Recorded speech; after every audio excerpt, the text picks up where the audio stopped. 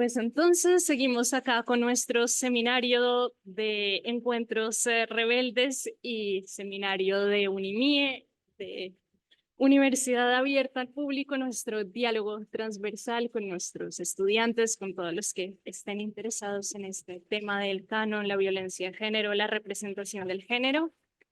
Y hoy tenemos acá a la profesora Maribel Martínez López, profesora de la Universidad de La Rioja, que de hecho es especialista en el género justamente, y hoy nos va a hablar de las poetas del siglo XX-XXI que reescriben mitos de la tradición clásica con este enfoque de repensar el género, los roles de género. Entonces, Maribel, muchísimas gracias por estar aquí y nada, ustedes. Ahora. Pues muchísimas gracias. Primero de todo, buenas tardes y muy bienvenidos y gracias por venir a quienes están acompañándonos aquí y a través del Cervantes Virtual. Y por supuesto, gracias a Sara Santa, a María Rosso y a las organizadoras de los encuentros rebeldes del Instituto Cervantes por invitarme a participar en esta sesión y en este seminario. La charla está planteada pues para leer, como ya hemos visto, para leer poemas y comentar un poco a través de los mitos y de algunos motivos clásicos, sobre todo de personajes míticos de la tradición clásica grecolatina, la revisión, la reflexión y la reconstrucción de esos mitos, personajes, motivos y la subversión del concepto de género que ha primado históricamente en la sociedad o en las sociedades, ¿no? Tengo que decir que de los textos que vamos a ver, realmente pocos se centran en violencia de género entendida como violencia física. Lo que plantean realmente, aunque vamos a ver algún texto que sí que presenta esa violencia física o de alguna forma está tras el texto, lo que plantean los textos que traigo sobre todo es de la reconstrucción del rol de feminidad o del género, ¿no? La deconstrucción de los valores asignados al género femenino tradicionalmente, históricamente, por el pensamiento patriarcal y la reconstrucción dando voz a unas realidades del mundo femenino que han estado ocultas, silenciadas o negadas durante mucho tiempo, ¿no? Entonces, pues sí, lo ponemos aquí, Sara. Lo presentamos así. Sí.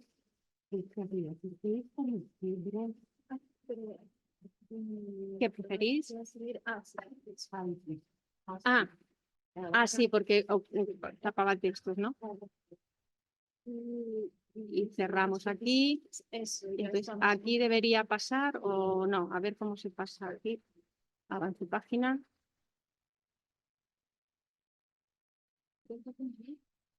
¿No? En ninguno de estos. En mi ordenador sería aquí. O sea, con este clic. Vale, con el izquierdo. Vale, bien. Bueno, pues para empezar. Y si cierro allí se ve. Más o menos se ve bien la pantalla. El recorrido lo vamos a hacer a través de 9 poetas que, como se puede ver, no sé si se ve, todos vemos bien la primera línea, pero la primera de ellas en fecha de nacimiento es Francisca Aguirre, que nace en el año 1930, y la más joven de todas estas poetas es Elena García Paredes, que nace en 1976. Lo que nos sitúa en una nómina de poetas, claro, esto es una selección, he cogido unas poquitas poetas y unos poquitos textos para presentar lo que quiero que veamos esta tarde, pero nos sitúa en unas poetas de generaciones bastante distantes y que, sin embargo, con lo cual han tenido una educación diferente, una formación y un recorrido vital distinto, pero que, sin embargo, hay muchas concomitancias en su reflexión y en su deconstrucción y reconstrucción de este pensamiento sobre género y sobre el género femenino, ¿no?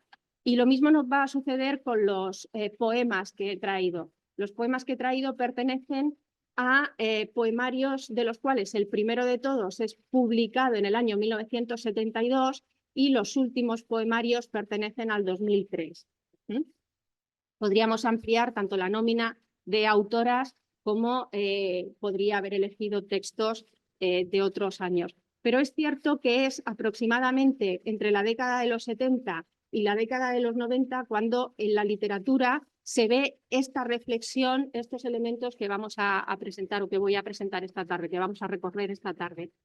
Antes de entrar en el análisis, en la lectura y el comentario de los textos, los rasgos literarios que vamos a poder encontrar, que anticipo ya para que luego sea quizá un poco más fácil identificar en los textos que leemos, pues tienen que ver con los puntos que aparecen en pantalla. Por una parte, se produce un proceso de comunicación con la sociedad a través de una literatura que indaga en las inquietudes y en la construcción del yo desde el universo femenino. Por otro lado, vamos a ver que esto se une a un proceso de ahondamiento en la visión existencialista de la vida, ¿no? Sobre todo se reflexiona sobre o se destaca la responsabilidad que cada cual tenemos sobre nuestras vidas, nuestra responsabilidad en nuestras acciones, nuestra libertad, nuestras elecciones para mostrar facetas que han estado históricamente silenciadas, dentro de esa naturaleza o concepción del ser femenino. Pues este es otro rasgo común que vamos a ver que se presenta o se denuncia.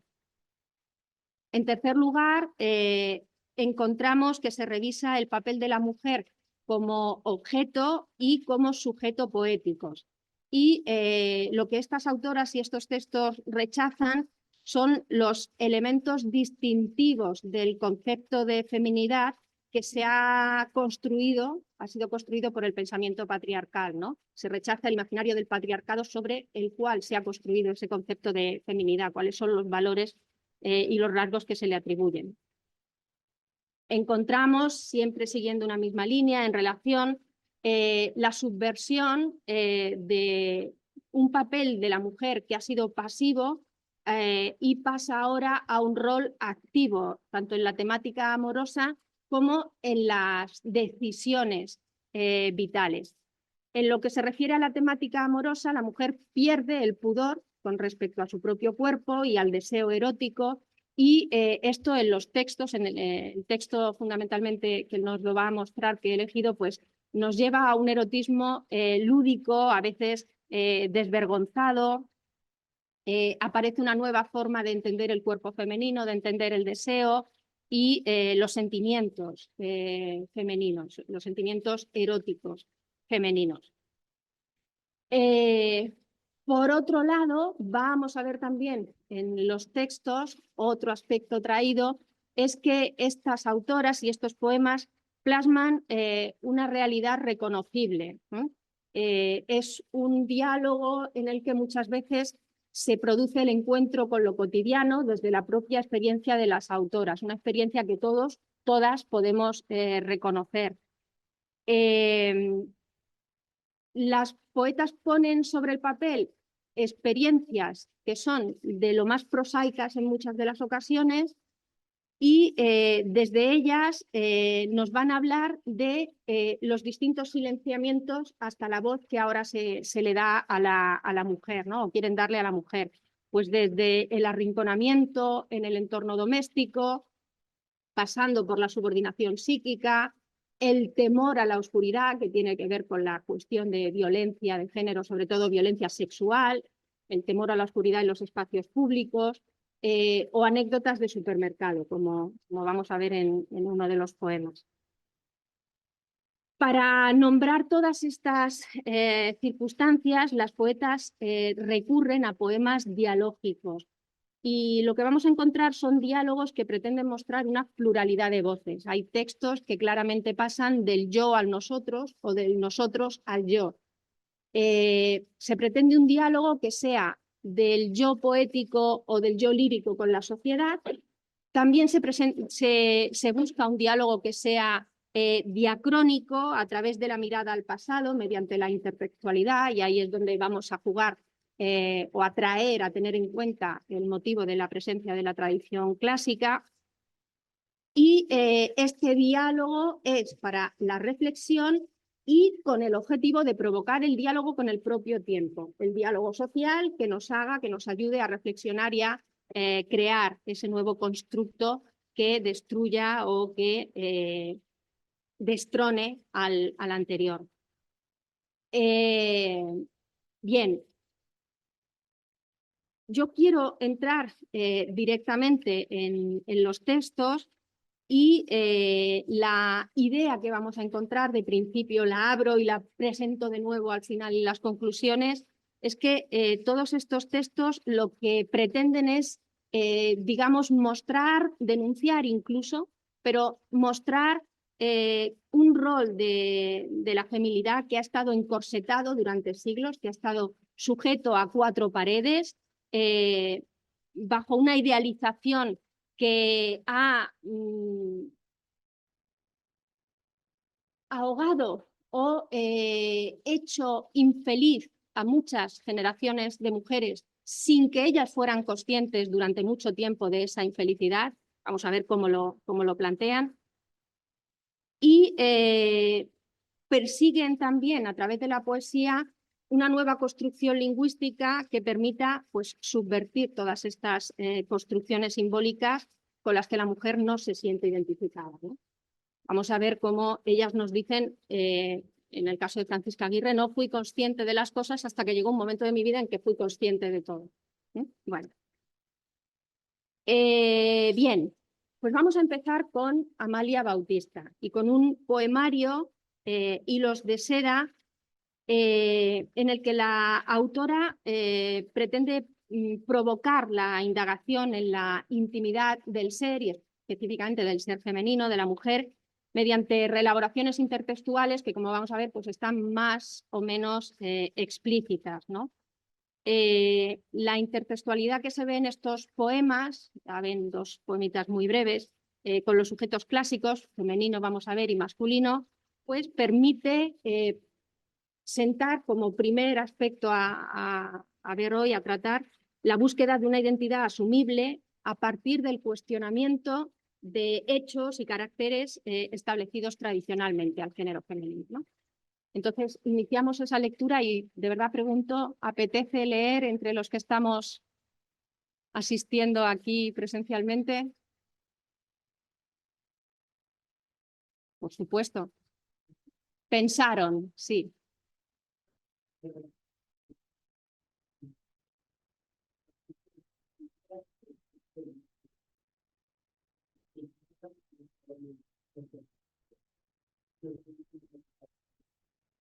Muy bien.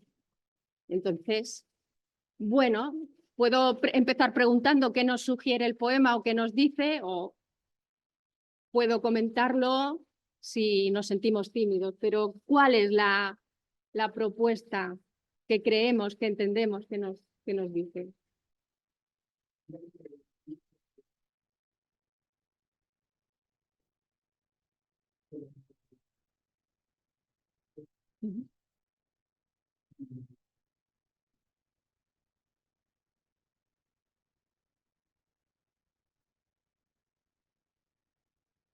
Y el discurso, es decir, todo lo que vamos a encontrar está en lo que ya he dicho. Ya podemos acabar el seminario, ya he dicho todo lo que tenía que decir, pero vamos a verlo en los textos.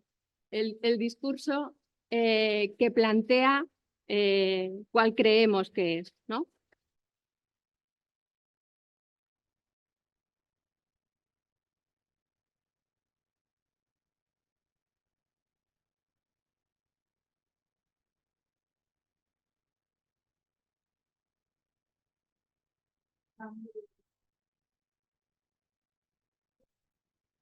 Le espera a él. Eso es. Eso es. Es decir, ¿por qué se elige? La mayor parte de los textos que traigo hablan de Penélope. ¿Por qué se elige a Penélope? Porque es realmente un referente, un símbolo de lo que ha sido el concepto de mujer tradicionalmente, ¿no? La mujer es la que está en casa, la mujer es la que espera, la mujer es la paciente. Y lo que hace Amalia Bautista en ese pensaron Es, en primer lugar, desde luego, remite a Penélope, lo tenemos claro, y lo tenemos claro por la paciente esposa que espera a un héroe, ¿verdad? Pero junto a esa Penélope, al final, el último verso nos dice que solo soy una maldita araña. Y esa maldita araña nos remite también al mito de Aracne, de Ariadna, perdón, sí, no, de Aracne, que se atreve a enfrentarse a una diosa pensando que ella puede coser mejor que la diosa. Efectivamente, lo hace mejor que la diosa, pero que recibe a cambio un castigo, ¿no? Recibe un castigo. Entonces, con la apertura y con el cierre, desde ese pensar, aunque magníficamente remarca María, ¿verdad?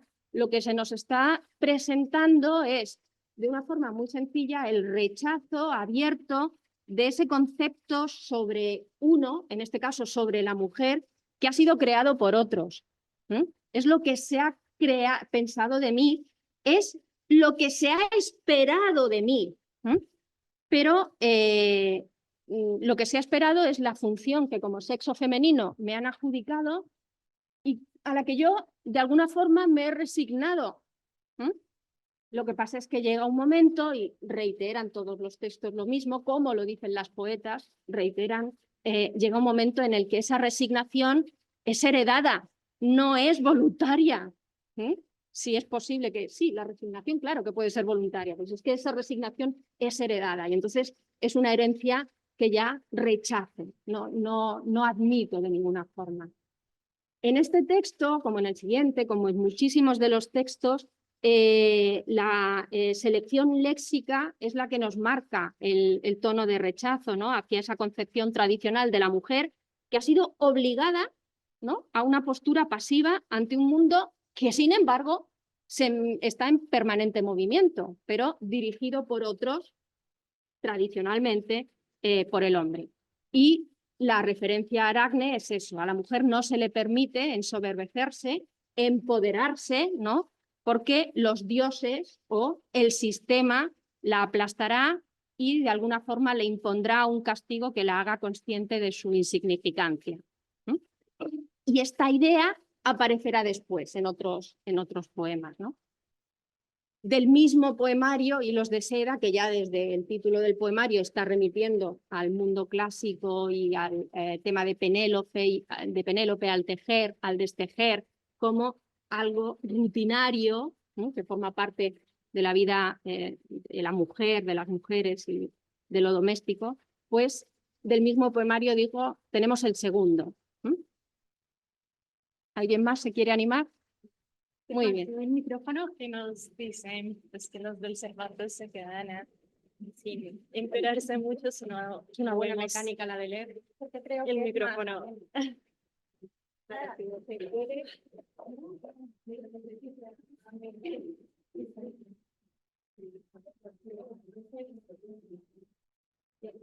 Una vez conocí a un tipo tan raro que todavía lo recuerdo. Dijo que estaba condenado de por vida a soportar el peso de una enorme piedra sobre sus hombros y que nunca lograría llevarla a su destino. Me contuve las ganas de decirle, ¿y qué crees que hago yo con estos hilos?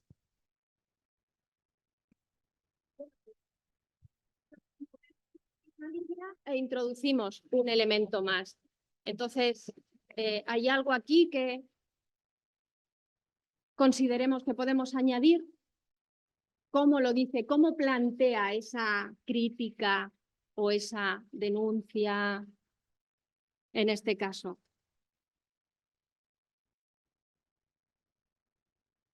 Sí. Ahí. Me parece que es una mecánica que te da vuelta. No. Hacemos.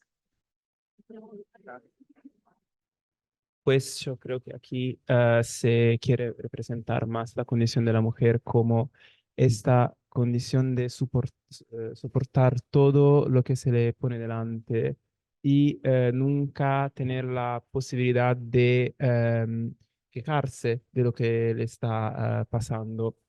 Porque este hombre tan raro le dice que está condenado a una vida difícil que tiene que portar en sus hombros, mientras que la mujer ni se pregunta si la persona que está delante de él, a la cual está hablando,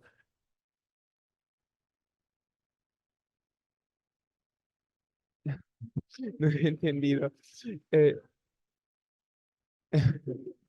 y ni se pone la pregunta que a la persona a la cual está hablando podría pasar la misma cosa. Además, de nuevo, hay esta representación de los hilos y la referencia a los dos mitos del poema anterior.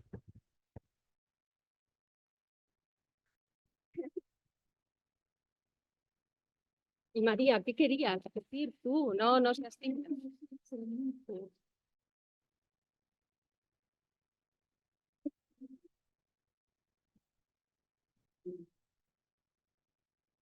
Sísifo.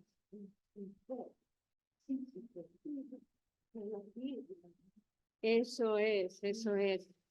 Aquí, si en el anterior veíamos a Penélope y a Aracne, aquí es Penélope y Sísifo.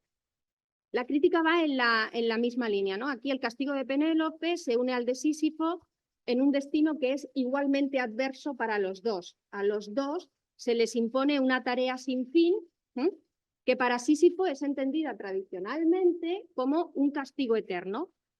Pero lo que nos plantea aquí la voz de Penélope es que para ella el tejer y destejer, la espera, el tejer y destejer, también ha sido una pesada carga. Mientras que ese hecho cíclico que ha supuesto una enorme roca sobre los hombros de Sísifo ha sido visto como un castigo, en Penélope, sin embargo, la larga espera, tejiendo y destejiendo, ha sido entendida como una virtud femenina.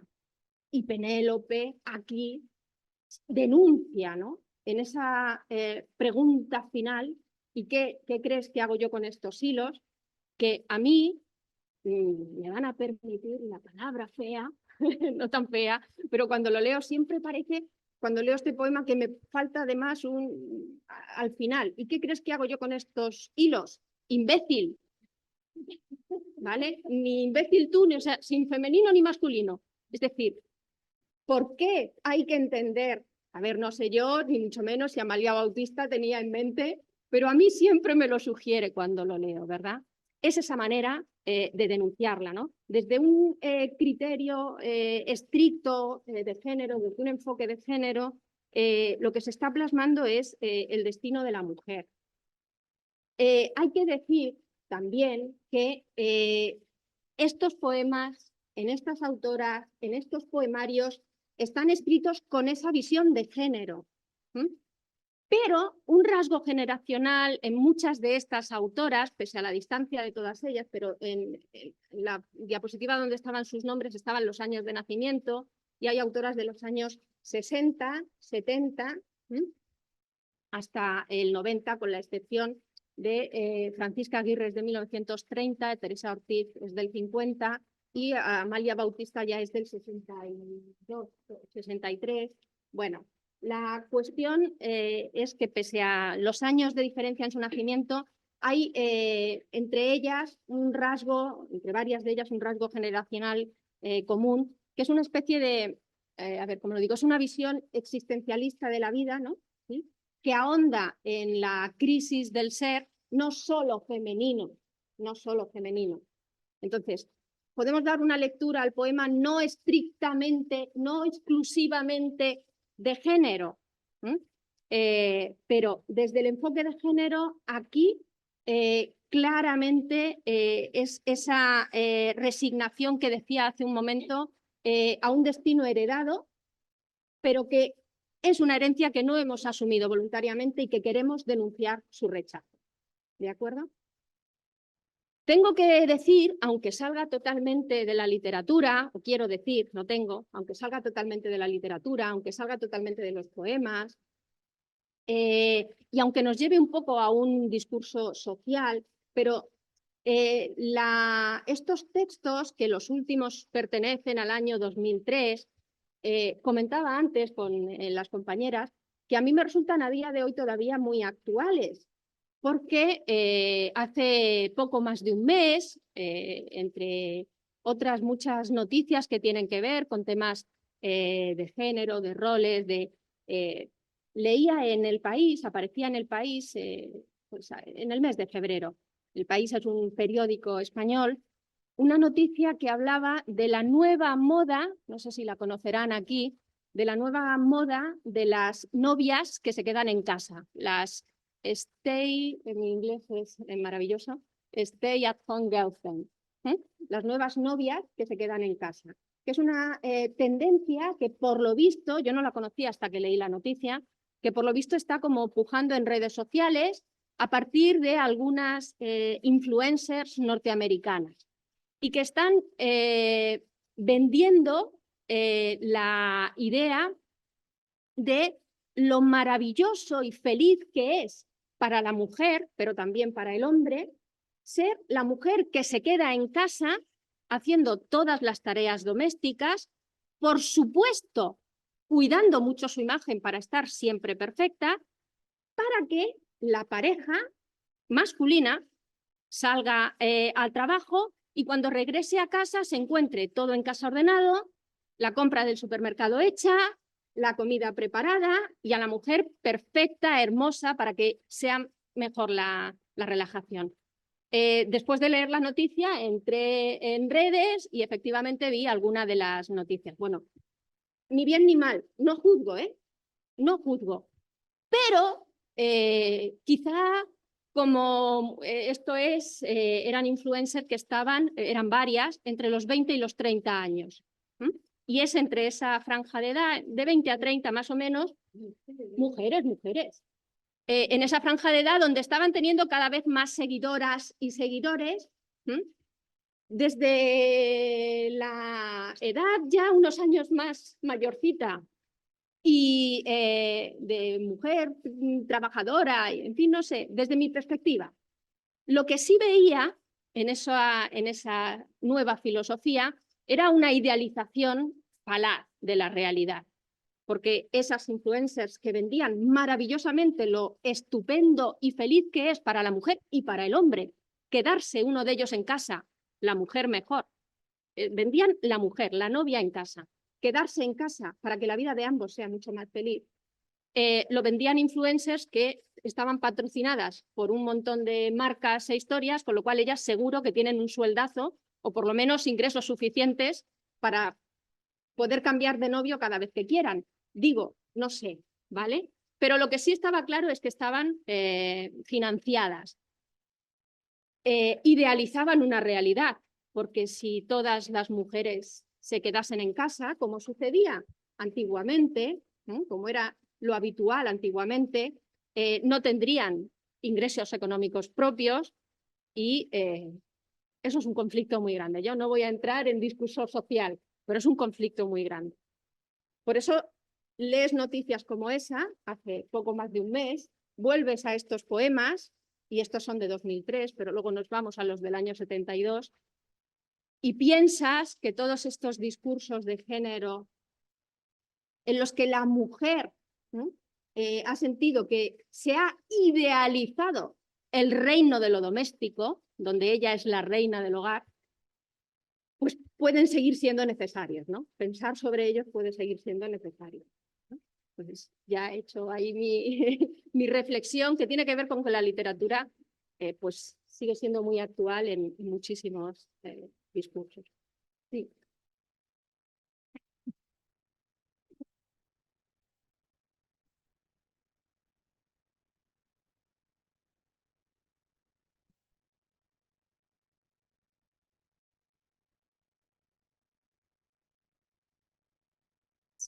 Sí, rotamos igual el micrófono. Decía que en la red hay esta oposición, esas corrientes que se oponen. De un lado tenemos esas personas que toman el pelo a esta corriente preparando comida a novios y novias imaginarias. Y del otro lado, personas que llevan a la parodia lo que hacen estas personas para mostrar cuánto es incorrecto y cuánto es debilitante psicológicamente transmitir el mensaje de que en una relación una parte debe de estar en casa para que todo sea lindo y todo sea perfecto.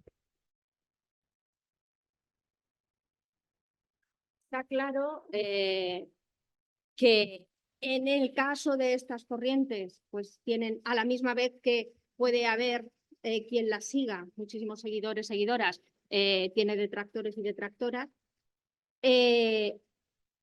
Ninguno de los pensamientos que vamos a presentar son totalmente representativos ni de la sociedad de manera global, es decir, la sociedad hoy no vuelve al Stay at Home Girlfriend, pero hay una corriente que presenta como nuevo e idealizado algo que pensábamos que ya estaba superado. Esa era un poco la reflexión, pero por supuesto, ¿no? Como no, si nos vamos a cuestiones de machismo, de pensamiento patriarcal, el pensamiento patriarcal tenemos clarísimo que está apoyado, ha estado apoyado tradicionalmente y a día de hoy también por hombres y por mujeres. Lo mismo que el pensamiento, el movimiento feminista ha estado y está apoyado por mujeres y por hombres. Es decir, no, esto no es un todos son o todos somos, o era así y ahora es de otra forma. Pero es eso, yo cuando leí la noticia de la que no tenía ni idea, me resultó profundamente sorprendente que hubiera quien presentara esto como nuevo, y no solo nuevo, sino como un modelo de felicidad asegurada. Y yo pues me quedé diciendo, ¿me están tomando el pelo o realmente es una...? Y sin duda será la felicidad, supondrá la felicidad, habrá gente para la que lo suponga y es totalmente respetable. El problema que yo veo, o que creo que, y vamos a ver en otros textos literarios, es la idealización. El problema es idealizar algo de una forma un poco falaz, porque decir que quedarte en casa es maravilloso. Cuando tienes poder adquisitivo, pues haz lo que quieras, pero cuando no tienes poder adquisitivo hay que empoderar a la persona. Hombre, mujer, hay que empoderar a la persona. ¿Sí? Pasamos, si parece, al siguiente poema y, ay, sí, este se ve más pequeñito, pero este es otro ejemplo, ¿no?, de diálogo entre la tradición clásica y la cultura actual. Y lo encontramos en este poema, que es un poema a mí me parece muy divertido y desenfadado, de Aurora Luque, está en Camaradas de Ícaro, que es también un poemario de 2003, y que nos presenta varios mitos. Aquí no está Penélope en esta cuestión. Como texto literario utiliza el recurso no solo de la intertextualidad como poema, sino también del collage, y con esa técnica un poco más innovadora del collage, pues presenta eso que decía antes de una nueva forma, una búsqueda de un nuevo lenguaje para presentar, hablar del universo femenino y subvertirlo, ¿no?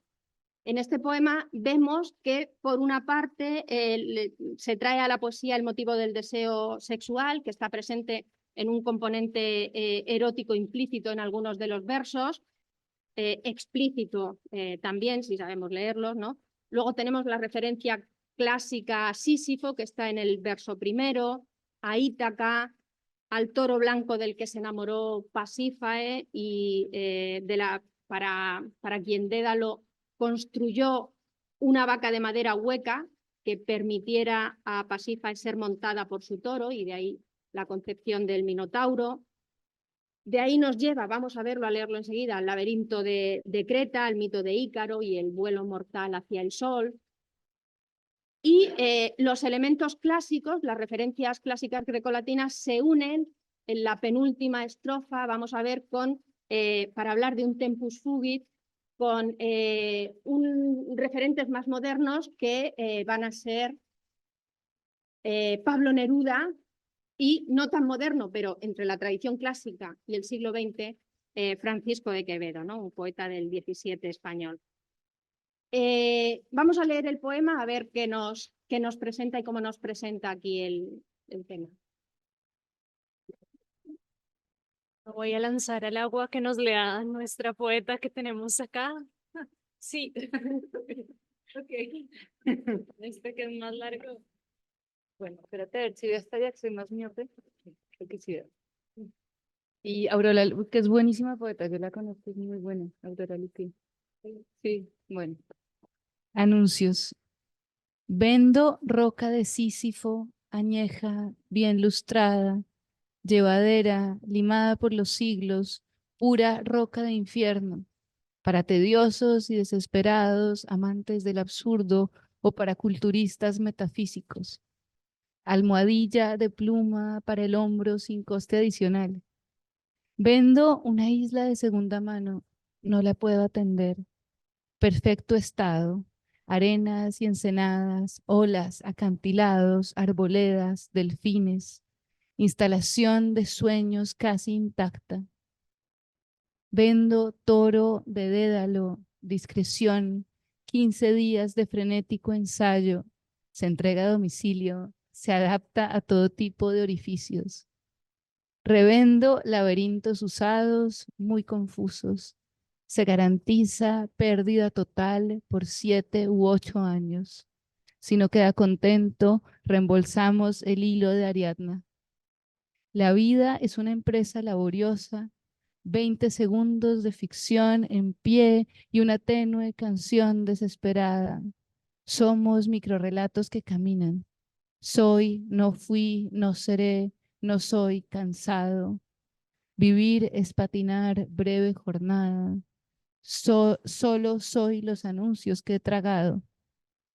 Alquilo alas de Ícaro, adaptables, elásticas, imprescindible curso de suicida, máster de soñador o currículum roto de antemano. Parece el poema. A mí me parece un poema muy, muy divertido, con una ironía muy fina para denunciar, pues más o menos lo mismo, ¿no?, que hemos estado viendo. ¿Qué encontramos? ¿Algo que queramos decir del poema?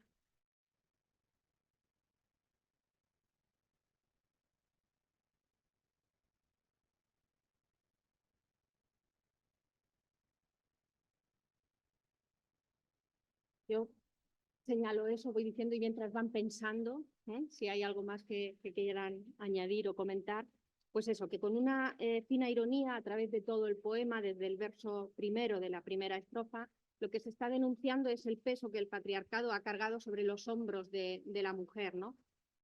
Un peso que históricamente y también desde posturas femeninas actuales, antifeministas, perdón, pues un peso que parece que no ha sido para tanto. Ese no ha sido para tanto lo marca, viene marcado por esa roca bien lustrada, llevadera, ¿no? Pero si nos damos cuenta, esa roca llevadera, un peso que no ha sido para tanto, es una roca, dice el cuarto verso, pura roca de infierno. Es decir, no ha sido para tantos según y para quién. Y no ha sido para tanto porque las mujeres han demostrado que han podido con eso y con todo y con más. Pero una roca de infierno. Es ese castigo de Sísifo también, ¿vale? Que en este caso le volvemos a dar la lectura feminista. En esta primera estrofa también esos adjetivos de tediosos, desesperados, esos sintagmas amantes del absurdo o culturistas metafísicos ironizan el discurso del patriarcado. Cuando entramos en la segunda estrofa, la crítica se dirige a la rebelión de la mujer que ya no está dispuesta a ser la criada de nadie y por eso trata la idealización de su mundo como una propiedad privada de segunda mano. Vendo una isla de segunda mano, no la puedo atender. Este peso ya es demasiado para mí, ahora ya sí. ¿Por qué una isla de segunda mano? Pues porque es una historia que me han vendido, no es la historia que yo he creado para mí, sino que es la historia que me han vendido. Esa es el lenguaje, la forma de decirlo. Se ha diseñado un lugar idílico, pero no es ni el sueño ni tampoco la realidad que la mujer entiende en ese mundo, en ese momento, en esas generaciones. Aparece entonces en la tercera estrofa el aspecto erótico como una realidad femenina. La tercera estrofa está cargada de un erotismo lúdico, que decía antes, señalaba antes, en una concepción liberada del sexo, que como vemos es sin distinción normativa heterosexual. Vendo toro de Dédalo, discreción, 15 días de frenético ensayo, se adapta a todo tipo de orificios, ¿no? Con esto no está reafirmando ya solo su nueva identidad, sino que de forma irónica se está denunciando lo obsoleto y el hartazgo del lugar que se ha asignado al sexo femenino o al universo femenino.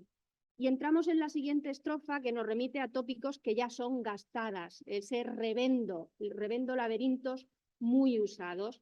Los tópicos ya gastados son las palabras poéticas sobre la mujer y sobre el amor, es ese discurso embellecedor, idealizador sobre la feminidad. También en esta cuarta estrofa se está remitiendo a una desorientación vital del ser humano contemporáneo, a una convicción de crisis, entendida la crisis como cambio, de crisis generacional, de cambio generacional. Cuando entramos en la estrofa quinta es cuando rompe el esquema de anuncios por palabras y entonces en una reflexión ahonda en la crisis vital, a la vez que se desmitifica el tópico del amor romantizado, remitiendo no a referentes clásicos grecolatinos, sino a Pablo Neruda y sus 20 poemas de amor desesperados, ¿no? En esos 3 primeros versos, y también a Francisco de Quevedo en los 4 versos siguientes, ¿no? En 2 poemas de carácter metafísico y de temática amorosa. Y vuelve en la estrofa quinta, que cierra el poema de nuevo al anuncio por palabras, a través del mito de Ícaro y sus ansias de volar, sus ansias de aventura, de peregrinatio vitae, pero retoma el tono irónico que había perdido, había cobrado seriedad en el discurso, en la estrofa anterior, y aquí retoma el juego, la ironía, para denunciar que siendo mujer y siendo poeta, ¿no? En este mundo tener sueños y querer ser emprendedora es casi suicida, tiene el no asegurado, ¿no? Porque supone encontrar muchos obstáculos. Alquilo alas de Ícaro adaptables, elásticas, imprescindible curso de suicida, máster de soñador o currículum roto de antemano, ¿no? Yo no sé si al final vemos, repito, tengo miedo de cansar, pero quiero decir, todos los poemas que vamos a ver van a ir sobre lo mismo, pero cómo lo plantean, cómo lo dicen, cuál es el lenguaje. Al final vamos a sacar de aquí un montón de textos creativos, ¿verdad? Que es lo que tienen que hacer como prueba de evaluación, muy sugerentes. ¿Alguna otra idea que añadir? Me llama la atención lo de, no sé si a los estudiantes o a los otros participantes también, lo de solo soy los anuncios que he tragado, en el sentido que, claro, pensamos los anuncios como la publicidad y frente a esto somos muy conscientes, pero la tradición cultural también, en cierto modo, es un anuncio, no sé si estás de acuerdo, Maribel, que nos ha ido marcando unos roles de género. Si eres mujer, tú eres Penélope y tus trabajos son virtudes, son un deber ser. Si eres un hombre, tus trabajos son trágicos, heroicos, grandes. Y ahí, no sé, creo que ver la tradición cultural clásica como un anuncio llama un poco la atención. Soy lo que me han vendido, soy lo que me han vendido y yo lo he comprado. Eso es, ¿no? Esos anuncios por palabras, soy lo que me han vendido y yo lo he comprado. Luego, de otra forma mucho más seria, lo dice con otras palabras. Vamos a ver otras palabras totalmente distintas, pero es lo mismo que dentro de unos poemas nos va a decir Francisca Aguirre. Soy lo que me han vendido. Entonces son distintas formas de decirlo y plantear el discurso. Pasamos, continuamos. Pues pasamos ahora a lo prosaico de esos anuncios por palabras. Nos lleva ahora a otro poema, este de Almudena Guzmán y aparecido en 2001, que nos lleva a otro prosaísmo doméstico, tradicional en el universo femenino de las décadas pasadas, como es la cotidianidad de surtir de provisiones el hogar, ¿no? La historia que se nos cuenta en este rosal chino es una historia de supermercado. Y vamos a leerlo y lo comentamos ahora. ¿Nos animamos a leer? ¿Alguien más quiere leer?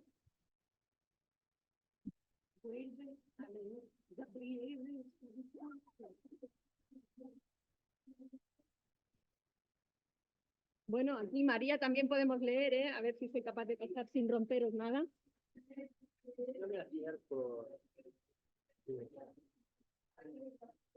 Sì, sì, sì.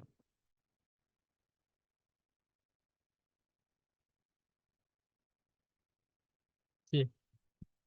Rosalcino, siempre que llueve me acuerdo del cómo, del cuándo y del porqué de tu rescate.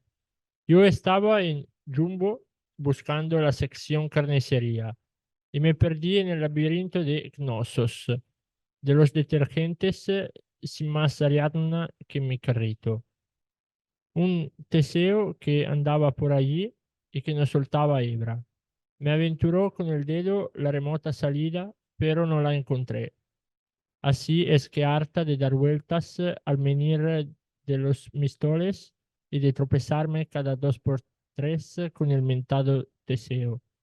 Mucho hilo y mucha Ariadna y, a la hora de la verdad, tampoco sabía salir. El muy fantasma, me alejé y me alejé, hasta que ya no pude alejarme más, porque me topé de bruces con el Minotauro, una gorda que iba a meterte a ti, el cautivo más apuesto que habían visto nunca mis ojos, entre las rejas infames de una cuadriga. La lucha, como cuentan los cronicones, fue breve y fue a muerte, y en ella perdí francamente la educación, pero al final gané el torneo, Rosal. No me lo explico. De todo esto ya han pasado 2, casi 3 años. Y mira la de perlas de fuego que siguen brotando en el lóbulo de tus hojas esmeralda al amparo de su frescor. No sé si alguien te ha dicho que eres del jardín de las delicias de la tierra.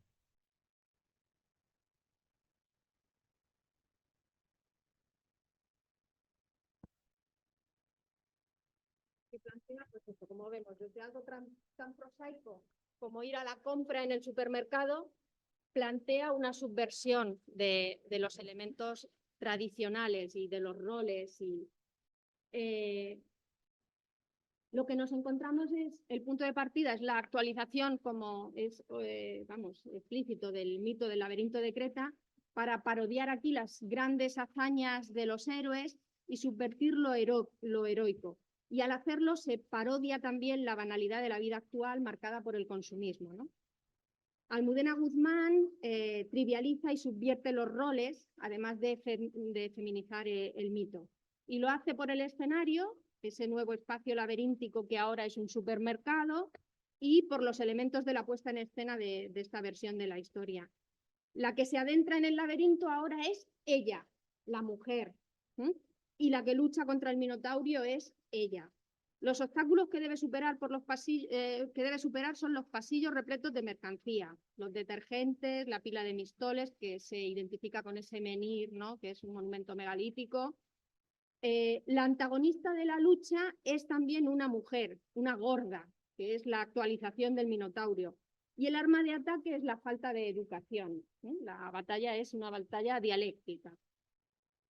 El texto tiene un interlocutor que es tanto el receptor, podemos ser los receptores, pero también el propio objeto del poema, el rosal, al que le habla en uno de los versos, ¿no?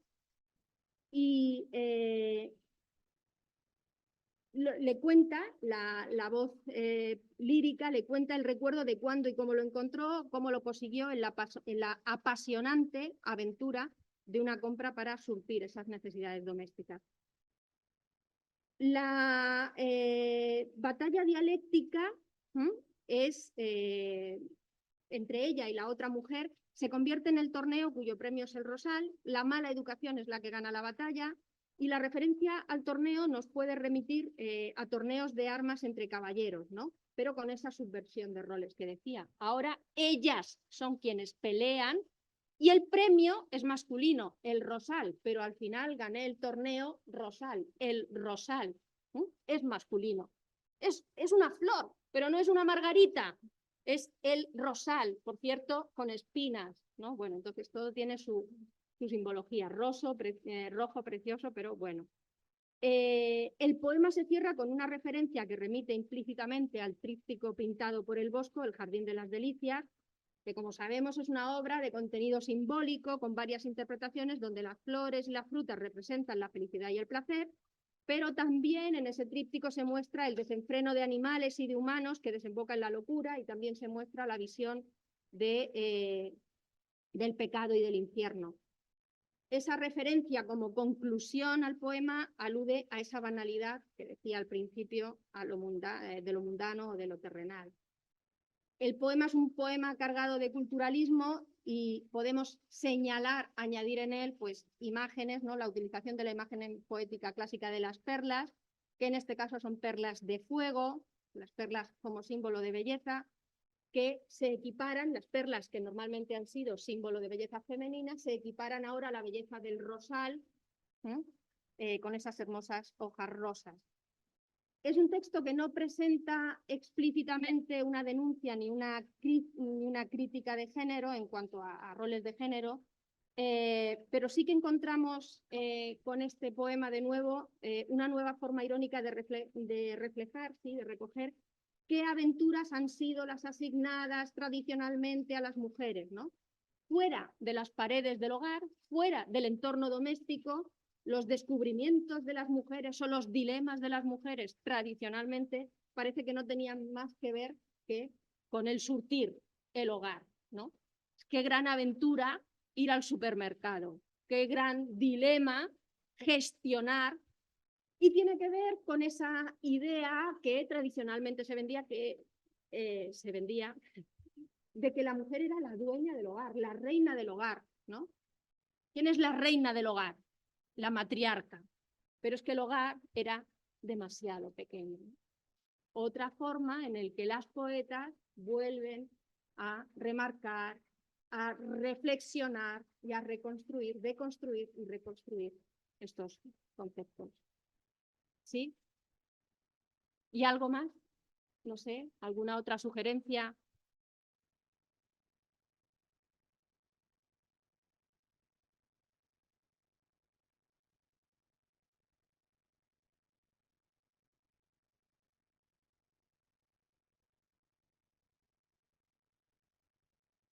Pues paso al siguiente. Si os parece bien, ¿sí?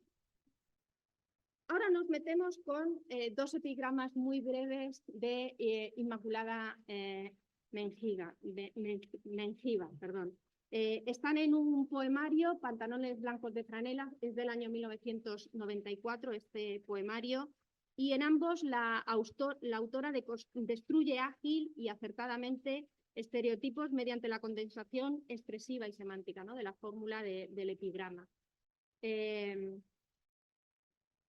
Venga, Sara, anímate tú misma a leerlos.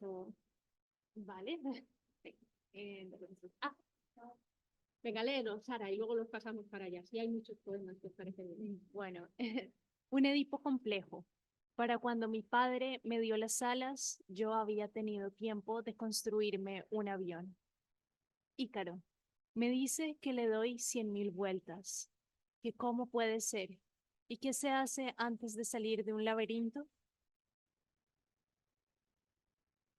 A mí me parecen también muy inteligentes. No sé qué os parecen, a quienes estamos aquí, ¿no?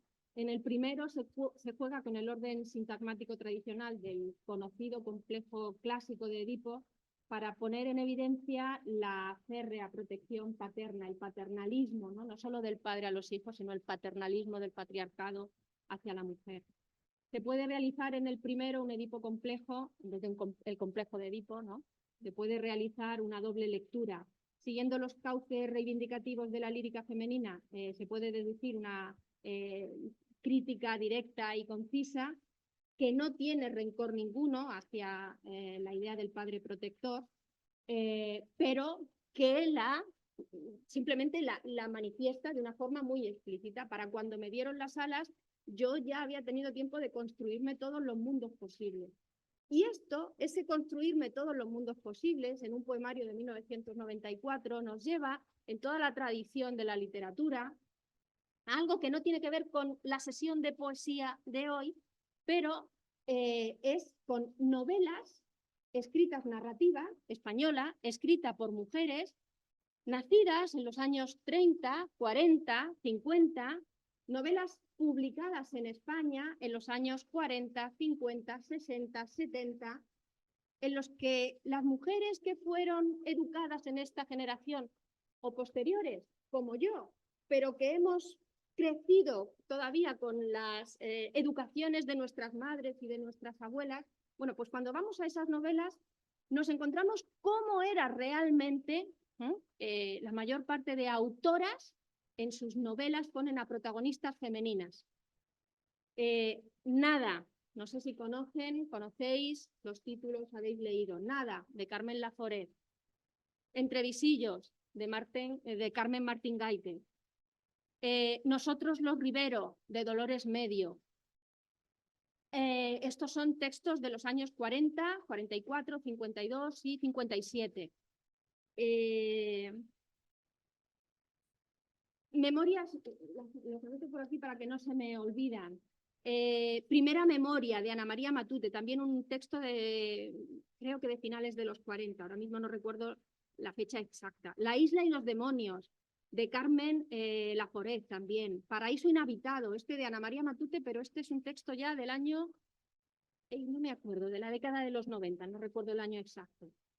Memorias de una niña, historias de la guerra, un texto de los años 90, pero todos ellos, me falta todavía alguno más de los que había notado. Habíamos ganado la guerra, de Esther Tusquets. Memorias de una niña, historias de la guerra, es de Remedios Casamar. Historias, habíamos ganado la guerra, es de Esther Tusquets. Bueno, todos estos textos, y más que podría citar, transcurren en universos femeninos, es decir, protagonizados por ellas, en los años 20, 30, 40, 50 en España. Preguerra civil, la guerra civil española tiene lugar entre 1936 y 1939, y tras la guerra civil empieza en España una dictadura de 40 años, donde hay un sistema ideológico, político, ideológico franquista, que tiene esta idea de mujer ideal, que casi nos lleva, no sé tampoco si conocen el texto, a la perfecta casada de Fray Luis de León del siglo XVI. Bueno, pues en esos textos que digo, nos encontramos a mujeres que muchas veces empiezan en la infancia, son todos novelas de aprendizaje femenino, de Birgit Schroman femenino, empiezan en los años 20, con 8 o 9 años, y las seguimos, pues algunas hasta los 12 y a otras hasta los 20, a todas estas protagonistas femeninas. Y son niñas, todas ellas, niñas inquietas. Bueno, hay alguna novela como Entrevisillos, es que no quiero entrar del todo, pero como Entrevisillos que presenta a varias hermanas de edades, distintas edades, pero en el caso de las protagonistas generalmente son niñas que son muy inquietas, y no quieren ser la niña que solo aprende a coser, que viste con vestidito mono y lacitos, que todas sus salidas son a misa, que es educada para casarse. Son niñas que quieren salir a jugar y quieren jugar al balón y quieren poder perderse por los campos y quieren subir a los árboles y quieren subir a los tejados. Son niñas, en varios de los casos, que no tienen ningún complejo de clase, que no entienden la jerarquización por clases. Son niñas que investigan, son niñas con muchísima imaginación, varias de estas protagonistas. Y buscan, bueno, casi siempre son la ovejita negra de la familia, y las madres siempre les están diciendo por qué no puede ser como las otras niñas, porque son las niñas que en los colegios generalmente de monjas son siempre castigadas. Bueno, esta referencia que traigo, y que sería fantástico entrar en ella también, pero no, es ese Edipo complejo, para cuando le dieron las alas, para cuando por fin tuvimos libertad de movimiento, para cuando salimos de las paredes del hogar. Yo había tenido tiempo de construirme un avión, porque lo mismo que somos los anuncios que nos han vendido, lo somos en la idea del pensamiento patriarcal, pero también lo somos en quienes han luchado por deconstruirlo, por derribarlo, ¿no? Y entonces hay muchísimos antecedentes que han ido sentando los ladrillos. Y eso es lo que Inmaculada Mengíbar de alguna forma presenta aquí. Cuando me dan la libertad, realmente puedo abrir las puertas y salir, pero porque han estado sentando muchas bases antes, ¿no? En el segundo caso, en el poema de Ícaro, se remite implícitamente a las figuras de Dédalo e Ícaro y a la entrega por parte del progenitor de las alas necesarias para abandonar el laberinto. Y de nuevo, ahora es una mujer la que coge el testigo para liberarse, para demostrar la capacidad para volar, pese a que ha estado encerrada durante toda la vida, y que es cuestionada, ¿no? No se le suponen las aptitudes para hacerlo, porque siempre se le ha supuesto el sexo débil. Me dicen que le doy 100.000 vueltas, que cómo puede ser, ¿no? Pues cómo puede ser, pues porque yo había ya tenido tiempo de construirme un avión para cuando me dieron las alas. ¿Sí?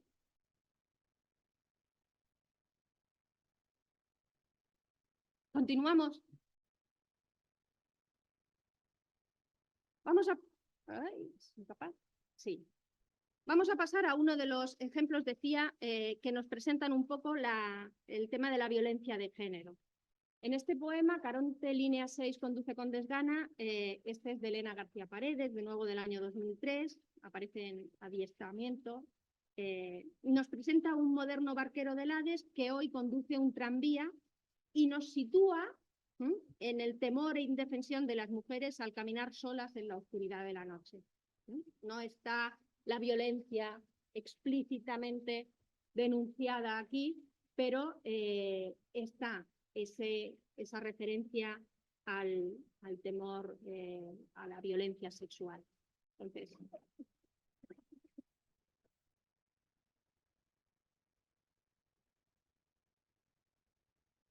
Calles desiertas, perfectamente iluminadas, finales de trayecto en vagones a oscuras, justo al cierre de vías, cafetines azules, maniquíes desnudos de mirada más muerta que los vidrios blindados de los escaparates, bocas de alcantarilla en las intersecciones, amenazas abiertas para niñas perdidas, los frutos maduros de semáforo cayendo, cuadrículas blancas en centros comerciales, el plano de los lagos, sus signos tan oblicuos, como trozos las aguas sobre el ojo, no, las algas sobre el ojo, los dedos.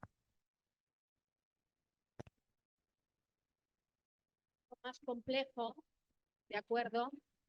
Pero nos presenta que en ese final de trayecto, al cierre de vías, ya en la madrugada, cuando las calles están vacías y la ciudad duerme, las paseantes solitarias tienen graves peligros, ¿no? Hay peligros que les acechan, ¿no?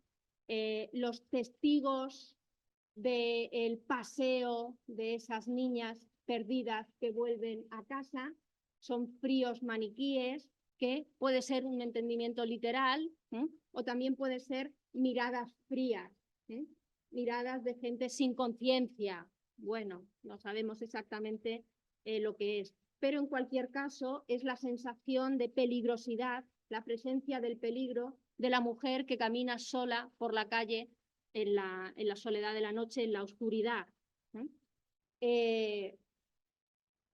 Tanto la calle como el tranvía son amenazas para las mujeres y lo indica esas bocas de alcantarillas, ¿no? Que son la metáfora de entrada al inframundo, al Hades. El propio tranvía es un peligro porque es construido por un Caronte que en este caso pues va desganado con sueño, ¿no? Esas algas en los ojos, esas legañas propias del sueño, del cansancio nocturno, y que tiene la vida de las niñas, de esas mujeres, en sus manos, en sus dedos. Y las tiene en las manos, en los dedos en este caso, que es como qué fácil es eliminar la vida de otra persona o hacer daño, o para esos maniquíes de mirada fría, qué fácil puede ser. ¿Sucederá? ¿No sucederá? Pero lo que sí es en el trasfondo del poema es qué temor nos da habitualmente a las mujeres caminar a solas por la calle de noche. ¿Qué sensación de peligrosidad se suele tener o se ha tenido tradicionalmente? No sé si es compartida o no, pero Bueno, aquí el mito de Caronte está actualizado, ¿no? No sé si es necesario pues entrar o verlo, pero es otra manera de plantear estos temas. Y sí que nos lleva este poema a uno que de una forma más explícita va a hablar de la violencia sexual, y es el divertimento erótico. Y tiene de nuevo la desidealización, ¿no?, de algo que ha estado tradicionalmente idealizado. Entonces, María, leemos el poema.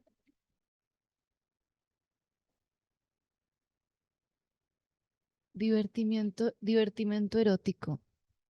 Un gemido doliente entre la leña, un rítmico suspiro en el helecho, musgo y pluma por sábana del lecho, por dosel hoja, por almohada peña, y la lujuria tiene como seña violar mujeres y violar derecho, y ley y norma, y un hermoso pecho sabe el pecado y el pecado enseña.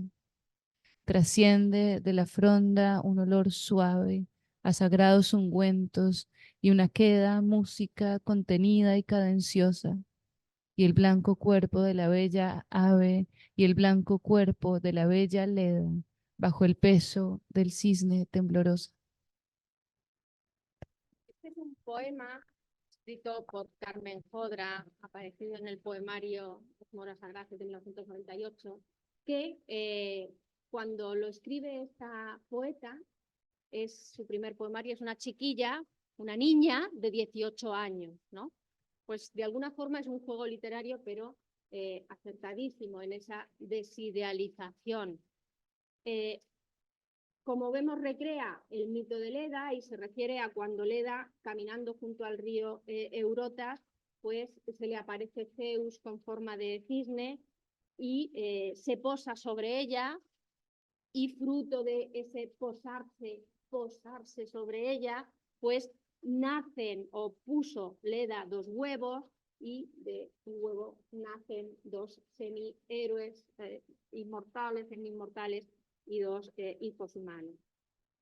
Carmen Jodra aquí recrea el mito que tradicionalmente ha estado idealizado y lo plantea para emitir la repulsa hacia la acción de Zeus, que hace suya a la mujer que se le antoja, adoptando cualquier forma o cualquier engaño, por puro placer o por deseo de ampliar la descendencia. Y hace la denuncia recurriendo a una estrofa clásica, la del soneto, y a unas imágenes pues muy bellas, ¿no? Es una de las formas más tradicionales de la poesía renacentista y barroca, pero aquí y encontramos el mismo tema y tratamiento en Rubén Darío y en tantos otros, este mito, en tantos otros poemas, ¿verdad? Pero aquí se plantea desde la visión machista, ¿no? O sea, de la denuncia de la visión machista, desde la que ser objeto del deseo del hombre es un premio para la visión para las mujeres. Carmen Jodra transforma la seducción en violación, violar, ¿eh? La lujuria tiene como seña violar mujeres y violar derechos. El paraje idealizado está presentado por esas alusiones sensoriales como el olor suave que trasciende la fronda, el rítmico suspiro, la música queda y cadenciosa, una música que podrían ser los gemidos dolientes de ella, la respiración en las embestidas del dios, pero toda esa belleza no logra invisibilizar lo que denuncia Carmen Jodra, y es que Leda está temblorosa bajo el peso del cisne. Y Leda está siendo objeto de la lujuria que viola mujeres, derechos, y que comete pecado. Y por mucho que se transmita de una forma tan hermosa, es decir, por mucho que se idealice, en realidad hay que deconstruirlo, subvertirlo, negarlo y visibilizar la maldad del acto. la selección léxica, pues de nuevo, es importante, ¿no? Violar mujeres y derecho, pecado, ¿no? Sabe el pecado, es consciente de la mala acción, es muy importante, ¿no? Para contrastar la idealización con la denuncia, para ponerlas en el mismo plano y que sea la denuncia lo que pesa. ¿Qué tal? Es interesante pensar en la cultura de la violación, en el sentido que en la tradición clásica venimos de ver, no sé, una estetización de la agresión sexual contra las mujeres.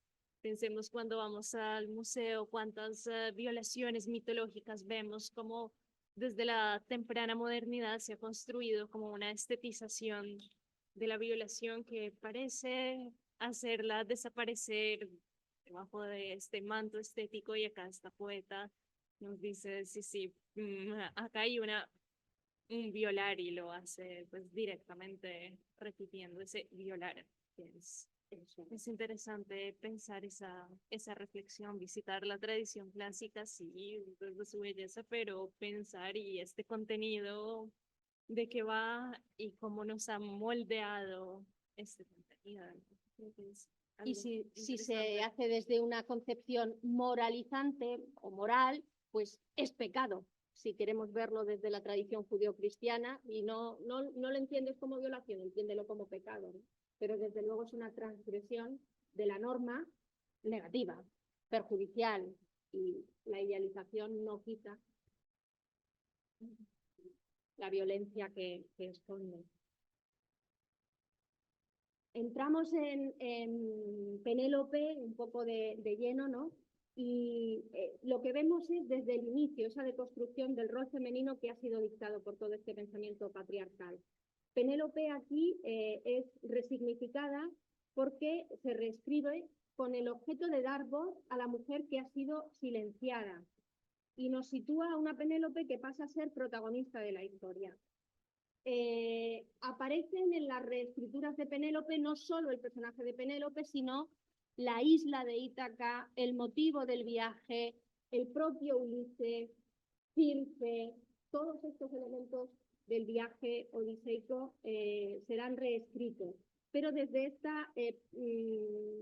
desde este deseo de poner en relevancia el personaje de Penélope y de resignificarlo.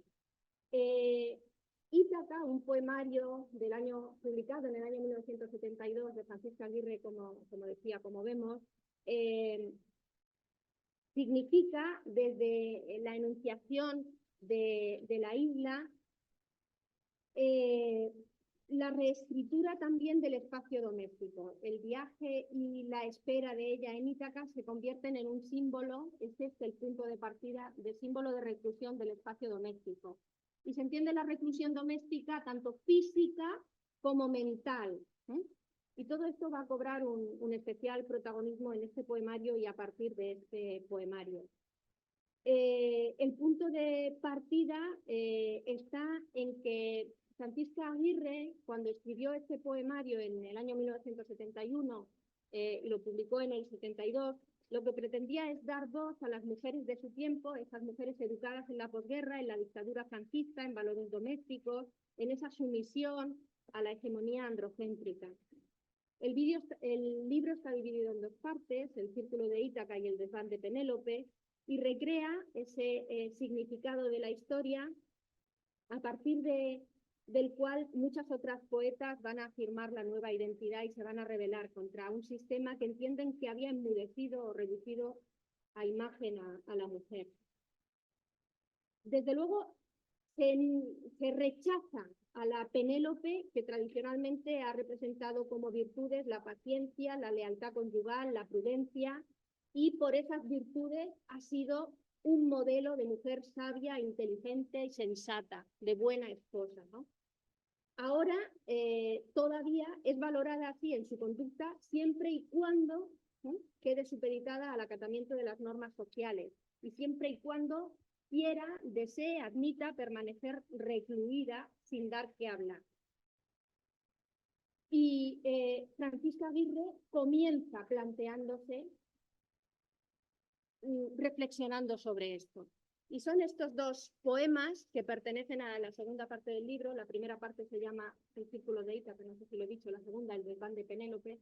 Son estos dos poemas de la segunda parte los que inician la pregunta a la que luego otras poetas van respondiendo, ¿no? A mí me parece que el verso inicial de Apuesta es muy representativo de todo lo que estamos mencionando ya.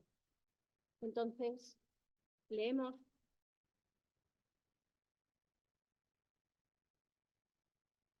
Venga, para. Vale. Somos tan solo el ansia de lo que nunca fuimos. Somos tan solo esa punzada que nos llega, puntual como un eclipse de sol, y nos apaga durante unos segundos. Somos la apuesta que nunca arriesgamos, la alegría a la que no nos atrevimos, y el llanto, el miedo siempre. Miedo incluso de esta nostalgia que nos acompaña. Miedo de que nos avasalle o nos destruya ahora, cuando ya es tiempo de asumir esta nada. Tenemos esa autoconciencia, ¿verdad? Esa toma de conciencia. Somos tan solo el ansia de lo que nunca fuimos. Reflexiona sobre ese ser que se ha construido y termina el poema apostando por el cambio, como dice el título.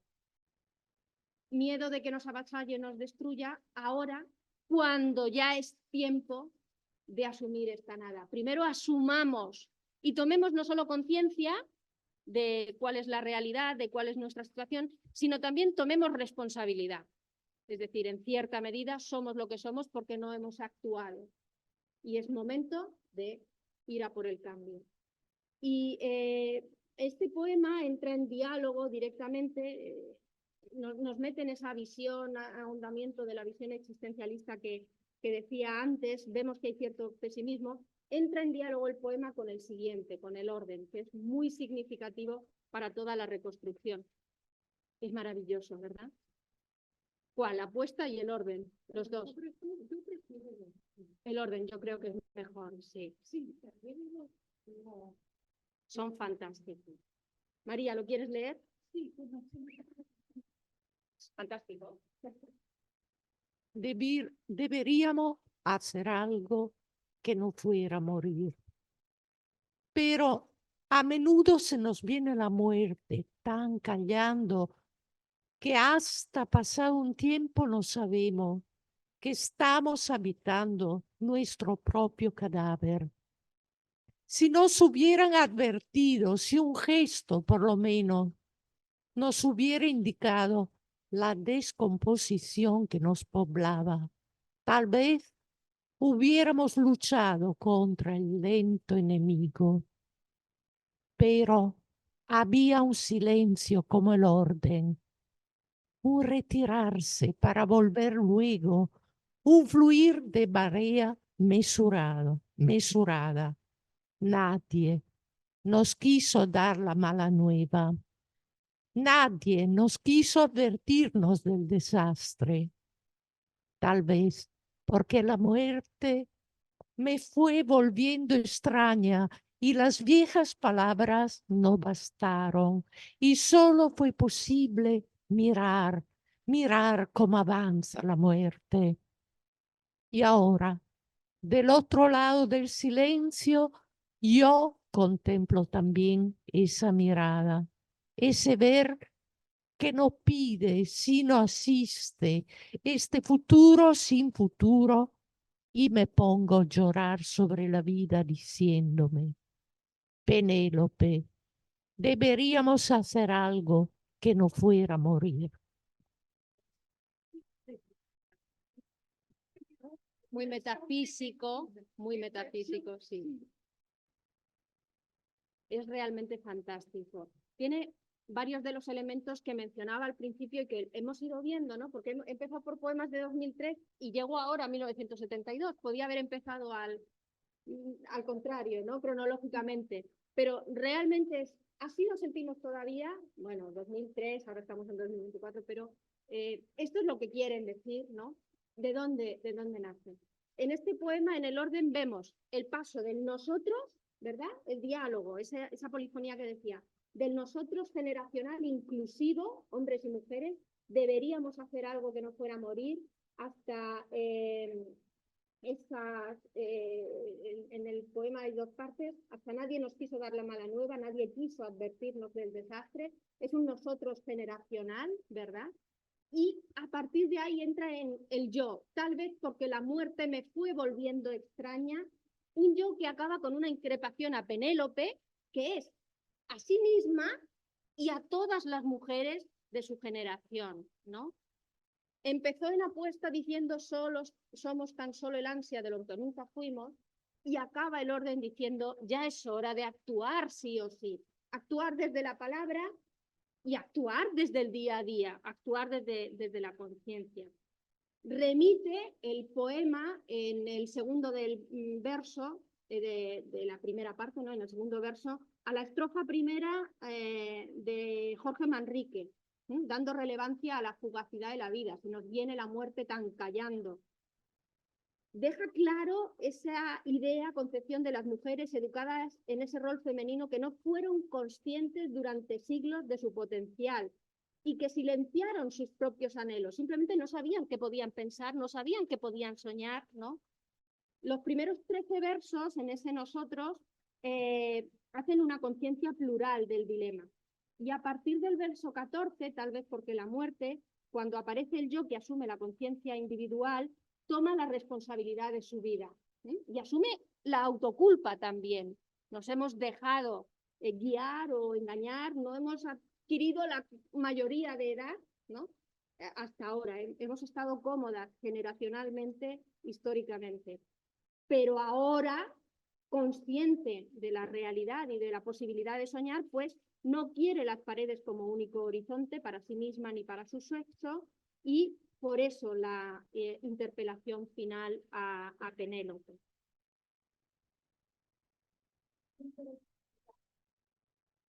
Voy a ir acabando, ¿eh? Sí. Sí. Los siguientes poemas, y voy acabando, los siguientes poemas nos van situando en cómo es ese prototipo de Penélope mujer y cómo va despertando a la vida. En el viento en Ítaca vemos que Penélope, la tercera estrofa, habla de que se va despertando, de que va descubriendo, se mantiene ese prototipo de mujer sumisa, dueña, reina del hogar, sentada ante su bastidor, ella fue dueña, pero también esclava del rol, la función que se le ha asignado. Entonces, Francisca Aguirre en todo el poemario va mostrando cómo ha sido ese constructo y cómo han sido esas generaciones. Y acaba este poema, El viento en Ítaca, muy interesante con esos dos últimos versos, donde Ulises regresa a Ítaca y Penélope escucha la voz de Ulises, lejos resonaba la voz de Ulises, frente a su bastidor, desesperadamente, ella intentaba recordar un nombre, solo un nombre, y el final es sorprendente, porque el nombre que ella quiere recordar es el que gritaba Ulises por las calles de Ítaca. Es decir, Penélope, en esos años de espera, ha perdido totalmente su propia identidad, hasta el punto de olvidar su nombre. Es muy significativo. Si no tienes nombre, si no te nombran, no eres. La palabra es lo que nos construye. Por eso la poesía busca un nuevo lenguaje para decir todo esto. Y en esa idea y en esa línea, otras poetas han seguido ahondando, ¿verdad? Tenemos un poema, Yo no puedo, de Beatriz Hernán, que refuerza la misma idea, que se abre con un yo que enuncia el rechazo y el cuestionamiento del modelo. Yo no puedo ver la extraña melancolía de tus manos, que habla de condena, condenada en la línea del horizonte, a mitad justo del poema, dice aquí estoy sola, y que se cuestiona de nuevo la insatisfacción, ¿no?, de la mujer, una insatisfacción interior por una vida reprimida. Dice, no me caben más caballos en el pecho. Que desea huir de ahí. Y que de nuevo alude al telar en el que ha estado engañada, con el que la han engañado. Bueno, en la misma línea estamos en la reflexión sobre Ítaca y Penélope, reflexiona Teresa Ortiz. Esta es una poeta nacida en 1950, tiene este único poemario del año 1985, y que también dirige su mirada hacia Ítaca y sus personajes. De nuevo, por supuesto, en ello estamos para derribar los roles patriarcales, asignados tanto al sexo masculino como al femenino, y que lo que plantea es la desintegración de un ideal falsamente forjado, pero solo por una de las partes del binomio pareja hombre-mujer, Ulises-Penélope. En este poema es interesante porque se establece un diálogo. Veis que hay estrofas que están sin cursiva y otras con cursiva. Sin cursiva habla Ulises, con cursiva habla Penélope. Y lo que nos encontramos es que Ulises ha viajado anhelando el regreso a un hogar idealizado donde una esposa le ha estado esperando, y regresa feliz a lo que supone que es el ideal que tantos años ha guardado. Pero aquí Penélope, fijaos en el último verso, ha recordado su nombre en todo momento. Y Penélope no se siente nada feliz con la vida que ha llevado, pero por lo menos en los años de ausencia fue dueña de su destino. No era el que deseaba, pero fue dueña de su destino. Así que cuando Ulises regresa, le dice, muertos los pretendientes, ya todo es como antes. Nada importa si el tiempo dejó huella en tu rostro, para mí serás siempre aquella que me espera tejiendo mi regreso. Eso le dice Ulises. Y Penélope se vuelve y le dice, ¿los pretendientes dices? Soy demasiado vieja, o sea, yo ya no estoy. A mí ya no me preocupan quienes han estado aquí pretendiéndome, yo no he estado guardándome para ti. Casi no te recuerdo. Has estado más de 20 años de ausencia. Nunca esperé a un héroe, esperé al hombre que se marchó, pero no a un héroe. Sí, mi nombre es Penélope. Teresa Ortiz nos vuelve la mirada hacia la Penélope de Francisca Aguirre, que no recordaba el nombre, para decir, sí, me he construido sin ti, no vengas ahora a deconstruirme a tu manera de nuevo. Entonces, aquí sí se reafirma la espera, pero para decir que por lo menos en esa espera fue cuando se construyó. Que nos vuelve a llevar a Inmaculada Mengíbar y al poemario de 1994 diciendo, para cuando quisieron darme las alas, yo ya me había construido un mundo entero. ¿No? Sigue en la misma línea este poema de la bienvenida, puesto que los tenéis todos. Es muy interesante porque sitúa de nuevo el reencuentro entre Ulises y Penélope en torno a la mesa. Llega Penélope y lo primero que hacen es sentarse a cenar juntos, ¿no? Y sucede que no se reconocen, Tantos años de ausencia no se reconocen. Y de alguna forma es un trasunto, ¿no? de ciertos matrimonios, o de esa concepción de lo que era el matrimonio en todos estos años, en aquellas décadas. Vuelve sobre la idea, aunque de una forma un poco más innovadora, uniendo el personaje y mito de Penélope al de la mujer de Lot, para plantearnos y decirnos que la mujer muchas veces, de nuevo estamos en Francisca Aguirre, no ha tenido nombre, y no ha sido más que una estatua de sal. Y cierro con un poema que no nos lleva a mitos clásicos, ¿de acuerdo? Que nos lleva a, para concluir, he escogido este poema que nos plantea la destrucción del mito del amor romántico. Síndrome de abstinencia de Aurora Luque, la poeta que vimos en Anuncios por Palabras, en el segundo o tercer poema, actualiza el motivo del furor amoris, de la enfermedad del amor, del remedio amoris, desde la destrucción de ese mitema de perdurabilidad del amor, el amor romántico, el amor eterno, ¿no? Un mitema vertebral en el amor romántico. Y lo afirma en derribo total en el verso primero. Dice, síndrome de abstinencia. Me interesa sobre todo la primera estrofa. No es tan tóxico ya, también caduca el amor en la fecha señalada en su dorso. Ya no es ese veneno tan eficaz, ni acaso necesaria la urgente sobredosis. ¿Qué cualidad letal la del amor filtrado en la memoria? Parte de la mitificación del amor y la idealización del amor se produce por la memoria y por el recuerdo. El amor filtrado por la memoria es lo que mitifica de alguna forma todo. El poema nos remite a los anuncios por palabras del principio. La misma autora desmitifica no solo la romantización del amor sobre la que se ha fundado en gran medida la sensibilidad y la felicidad femenina, la mujer sensible, el amor como uno de sus objetivos principales, y con el amor el matrimonio, sino que también está deconstruyendo la memoria heredada como una ficción que ha hecho ver las cosas bajo una lente deformante. Y ahora esa lente deformante se rechaza. Históricamente se ha optado por el embellecimiento, como sucedía con el mito de Leda, pero ahora la nueva palabra poética, como la nueva mujer, quiere romper ese constructo ideológico, ¿no?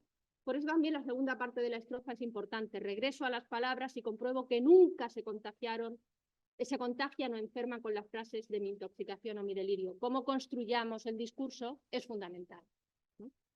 Bueno, en resumen, vemos que todos los poemas han ido sobre lo mismo. Variedad de motivos relacionados con el reconocimiento de nuevos valores en el universo femenino, que antes habían sido negados, habían sido silenciados, y que esta poesía desde los años 70 pues, pretende enunciar y deconstruir los rasgos que se atribuían como valores positivos. La domesticidad, la sumisión, la delicadeza, que parecían innatos al sexo femenino y la mujer niega como innatos a ello. A partir de la tradición grecolatina, pues se ha podido apreciar la revisión y subversión de construcciones simbólicas en los roles de género, la recreación de los personajes femeninos que ya no quieren ser el objeto sobre el que se idealice y se poetice, sino que quieren ser el sujeto poético, todo el rechazo del imaginario sobre el que la idea del patriarcado sobre el concepto de feminidad, la visión existencialista de la vida desde el mundo universo femenino, el rechazo a la reclusión doméstica o psicológica, y el rol activo también en materia amorosa que lleva a la pérdida del pudor y a la enunciación del deseo sexual también por parte de la mujer que había estado silenciada durante todos estos décadas, siglos o años. Y esto es todo. Muchas gracias.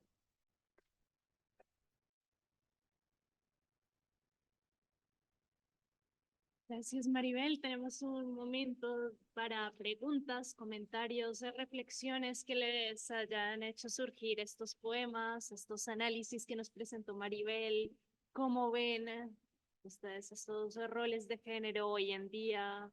¿Qué nos dice esto? No sé, hagamos un poco de diálogo aquí todos.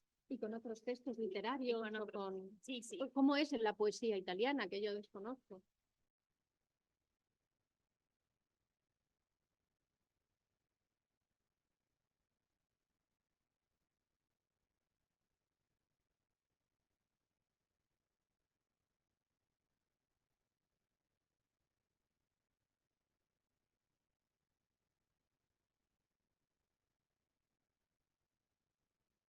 Yo no soy especialista en poesía y no conozco tanto la poesía escrita por los hombres, pero sí que he rastreado, he buscado la tradición clásica en los poemas escritos por autores. Y, por ejemplo, aparece el personaje de Ulises, es decir, estos mismos temas de carácter existencial los he encontrado en poetas masculinos, pero no hay una subversión de roles. Hay una crisis, esa crisis de cambio generacional que plantea Penélope, se ve también en la crisis del ser humano masculino, por ejemplo, Javier Salvago, ¿no? El moderno Ulises un poco mucho, en la línea, perdón, un poco en la línea del Ulises de James Joyce, se plantea la misma crisis generacional en la reflexión de la vida, pero no he encontrado, repito de verdad, yo no soy especialista en poesía y como sí que soy de género, voy siempre hacia la búsqueda he buscado en la tradición clásica que aparece en poetas masculinos y no he encontrado en ellos, hasta donde los he leído, no he encontrado que miren hacia Penélope o Circe o el tópico del amor desde la enunciación femenina. No lo he encontrado. Claro, digo no he encontrado. Es posible que esté. Buscarlo lo he buscado, pero podría estar aquí a mi lado una persona que sea especialista en poesía y diga, pues no has leído lo suficiente. Buscarlo y he encontrado muchos Ulises, he encontrado Circes amantes, pero no he encontrado la subversión de género que aquí se plantea. Sí, el mismo conflicto, pues eso, de crisis vital, pero la enunciación era masculina. ¿No? Los que tienen que hacer el ejercicio de creación, pues es un camino, ¿no? Reescribir subvirtiendo roles, pues podría ser interesante para ese ejercicio final. ¿Y qué piensan de qué reflexiones les suscita sobre roles? ¿Los ven actuales estos roles de género? ¿Los ven ya superados? No sé, ¿cómo es la mirada de los de hoy en día?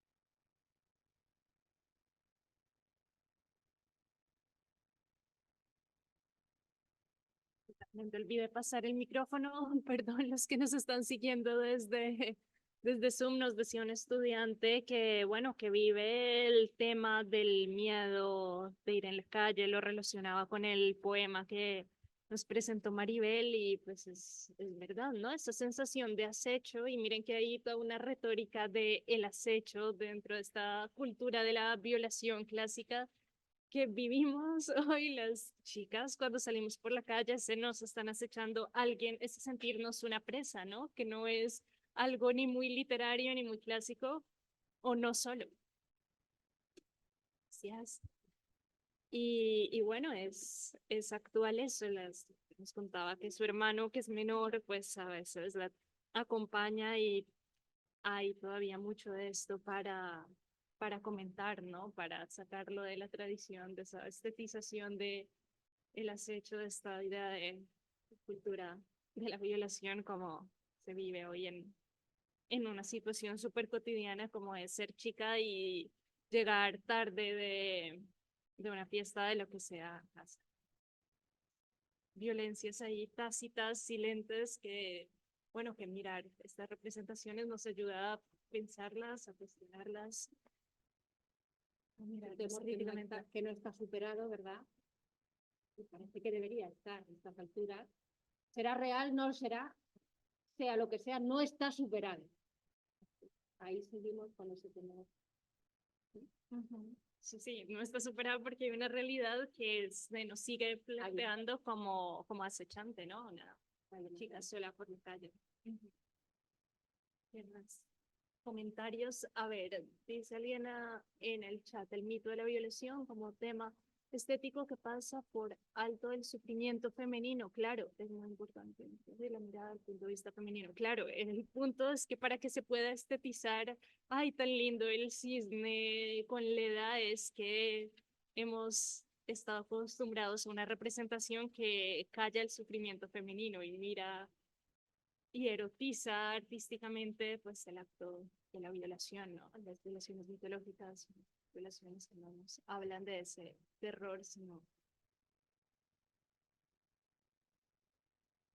estetizado.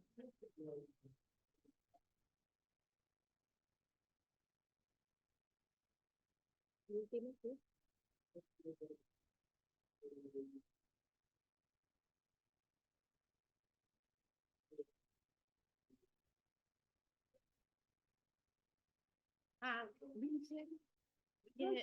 Que no, yo le pregunta porque otra vez me distraje. Te paso el micrófono. Nuestro. El amor que mata, el amor romántico.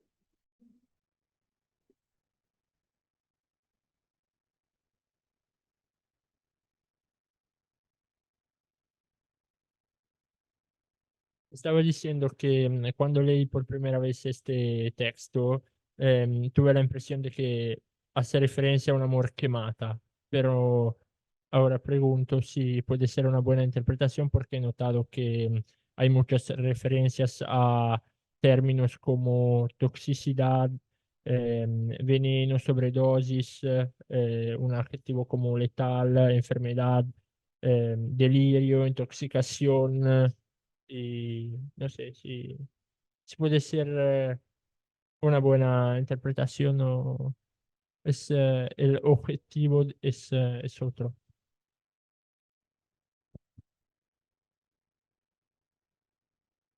No me atrevo a decir que sea una mala interpretación. El punto de partida es la desromantización o la desidealización del amor romántico, ¿no? Ese vivir para amar, ese amor que es eterno, ese te enamoras y la vida se te va, ¿no? Que tiene que ver, pues eso, con la enfermedad del amor, que es un tópico literario, con la muerte por amor, que aparece en la literatura sentimental desde la Edad Media, Renacimiento, Barroco, y que en la sociedad está hasta hoy, ¿no? Es la enunciación de que el amor muere, de que no te casas para toda la vida o no te enamoras para toda la vida. Entonces, el amor también caduca y ya no es tan tóxico porque hemos aceptado o admitido eso. Hemos aceptado que el amor tiene fecha de caducidad. Pues entre otras cosas es posible el divorcio, ¿no? Entonces yo creo, no digo que sea, no puedo saber, Gabriel, de verdad no me atrevo a decir si es una mala interpretación o es válida o no. El amor hoy ya no es ese veneno que de alguna forma es con el que también a todos se nos ha engañado. Más especialmente a las mujeres, si tenemos en cuenta, me voy no ya a lo social, histórico, sino a la literatura, pero que no deja de ser un reflejo, ficcionalización, pero reflejo de la realidad. En el matrimonio el hombre podía tener amantes, pero eso no rompía el matrimonio, pero la mujer tenía que estar en casa por y para el único marido, ¿no? Entonces, la desromantización del amor es para todos y todas, pero especialmente en el caso femenino ya no es tan tóxico, ya no me siento tan culpable, sí, ya se me permite, ¿no? Por eso habla también de la memoria, creo yo. Ya no es ese veneno tan eficaz, no es acaso tan necesaria la urgente sobredosis, no vivimos por y para amar, la mujer ya no vive, la mujer ahora no quiere, pues ¿por qué se tiene que casar? Pues puede que sí, pues puede que no, pues puede estar sola toda la vida, eso antes era impensable, una mujer sola era una solterona porque no había encontrado pareja, porque nadie la había querido, ¿no? Pues ahora no, ahora la mujer puede estar sola porque lo desea, porque hemos admitido ese empoderamiento también. Y por eso decía, habla de la memoria. ¿Qué cualidad letal la del amor filtrado en la memoria? ¿No? Se ha idealizado todo, pero no. Pero sí, no sé qué pensáis los demás, pero Sí, hablando de consumo, pensemos en los cuentos en las pelis de Disney con las que crecemos, ¿no? El matrimonio final feliz, del estudio en el siglo de oro, y es como esa historia, ¿no? La hazaña de la mujer en la tradición literaria, pero también en la cultura popular desde chiquitas, es como encontrar un príncipe azul, ¿no? Y poder enfrentarnos a eso que ver desde, bueno, desde una conciencia crítica esto cómo ha moldeado un sujeto desde muy pequeños. Es interesante.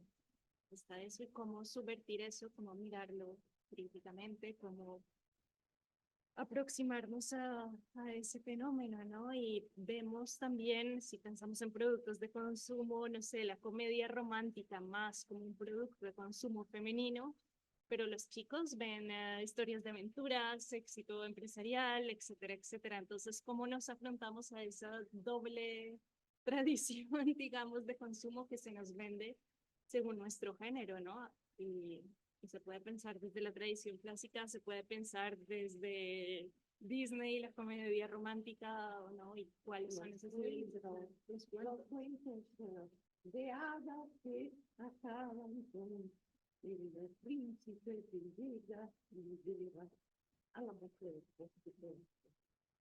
Pero ya alguien ha hecho operaciones de reescritura invirtiendo las la deconstrucción también de todos los cuentos tradicionales, desde los dibujos animados a los cuentos escritos. Caperucita ya no es la que era, Blancanieves ya no es la que era. Entonces, ver ahora toda esa situación y luego las series juveniles en televisión también están, por lo menos en España, son americanas la mayoría, pero en España han pegado fuerte durante unos años. Pero lo que es en la literatura, la deconstrucción, si la conocéis y la habéis leído, es fantástica, ¿no? Ya son otras caperucitas, la caperucita que se enfrenta al lobo y dice, vamos a ver, ¿qué me estás contando? Está muy bien.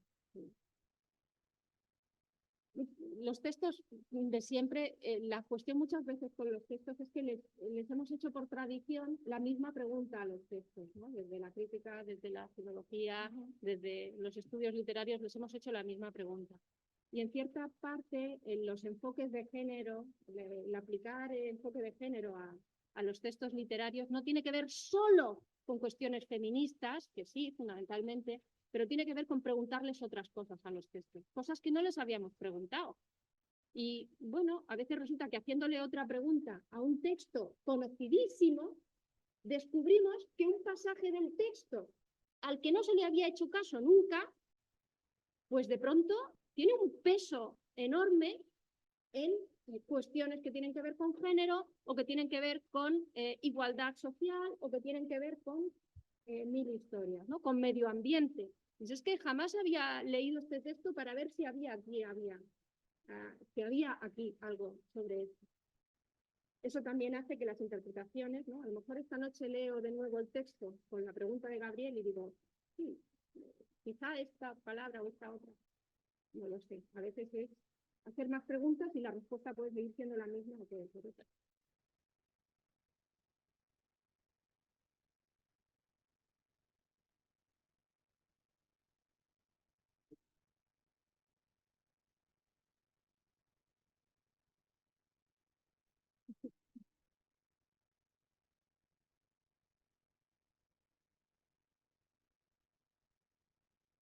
Yo te doy mi opinión de persona y no de profesora.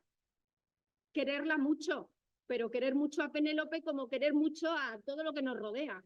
Es decir, ser responsables, ¿qué es lo que tenemos que hacer? Yo qué sé, mi opinión, no profesora, sino humana, es que lo que tenemos que hacer es respetarnos, dejar al otro ser, ¿eh? Que el otro sea, a mí no me quita nada si el otro me respeta a mí también. Entonces, dejemos al otro ser y queramos mucho al otro y ya está. Es lo que querían los ilustrados, ¿verdad? Bueno, con todo lo que la ilustración supuso, pero ese pensamiento humanitarista de los ilustrados, de atreveros a pensar, el sapere aude, ¿verdad? Pues Francisca Aguirre dice, apuesta, orden, empecemos a pensar y empecemos a enunciar, pero también los ilustrados, y querámonos mucho todos para ser más solidarios, más el humanitarismo. Yo querría mucho a Penélope. Pues muy bien, si les parece, antes de que nos cierren la universidad, se vayan los trenes y todo, pues cerramos esta sesión poética. Hoy es el día de la poesía, entonces tenemos a Maribel hablando de poesía y mañana a María.